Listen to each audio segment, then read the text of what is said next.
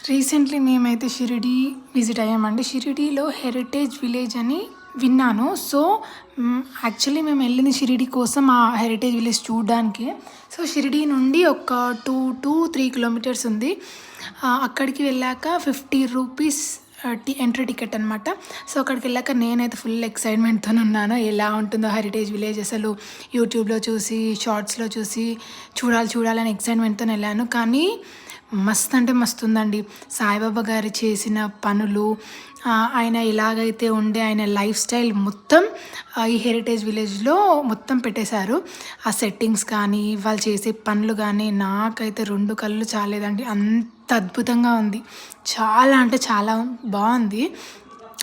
ఇంకేంటంటే పాతకాలంలో కొన్ని చేసేవాళ్ళు అవి కూడా ఉన్నాయి. ఒక పల్లెటూరు ఎలా ఉంటుందో సేమ్ అలానే ఉందండి. విజిట్ అవ్వని వాళ్ళు ఉంటే మాత్రం షిరిడి ఖచ్చితంగా విజిట్ అవ్వండి. షిరిడి వెళ్ళాక హెరిటేజ్ విలేజ్ మాత్రం తప్పకుండా విజిట్ అవ్వండి. చాలా అంటే చాలా బాగుంది. సో నేను ఇంకా చాలా తీశాను. సో ఇంకా నెక్స్ట్ పార్ట్లో అన్నీ పెట్టేస్తాను.